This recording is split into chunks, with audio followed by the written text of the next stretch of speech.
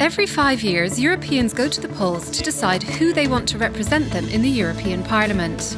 Reflecting Europe's vast human mosaic, those elected come from many different backgrounds and political ideologies.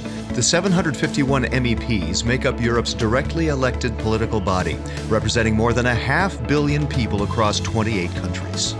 In the last 4 European elections of 1999, 2004, 2009 and the last one in 2014, the European People's Party prevailed each time as the leading political force in the Parliament.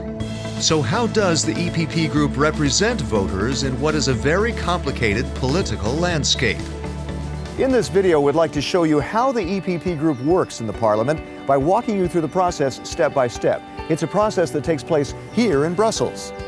And here in Strasbourg, the official seat of the European Parliament.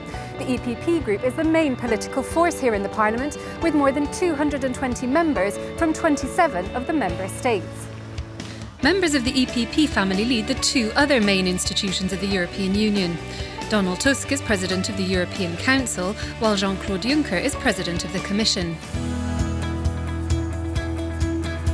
Here in the European Parliament, the chairman of the EPP group is Manfred Weber. He's assisted by a presidency, a bureau and working groups on issues ranging from agriculture to economics, from environment to regional policy. At the very top of the EPP group is the presidency, and it's meeting right behind me. It's composed of the chairman of the EPP group and 10 vice chairs who head working groups and other parliamentary activities. Those include budget and structural policies, economy and environment, home and legal affairs, foreign affairs, communication strategy, parliamentary work, relations with national parliaments, neighborhood policy, Euro-Mediterranean dialogue, and a think tank called the European Ideas Network.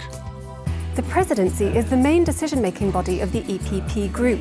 Together with the heads of national delegations and others involved in the Parliament's functions, they make up what's called the group's bureau. Now let's see how it all works.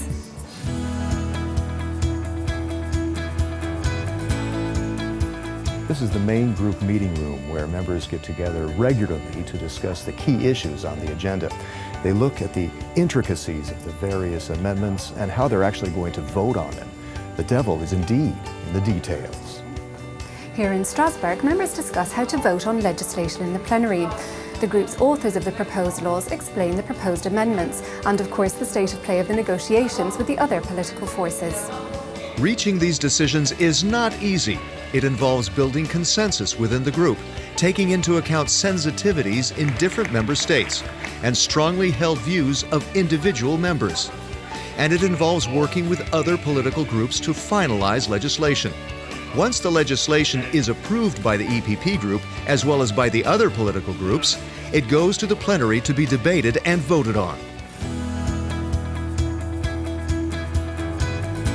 But how and where does it all begin? And what are the intricacies of the legislative process? Joining us is Lara Comi, Vice Chairwoman of the EPP Group. Ms. Comi, can you walk us through the process? Al Parlamento discutiamo e approviamo molte leggi che interessano la vita quotidiana dei cittadini.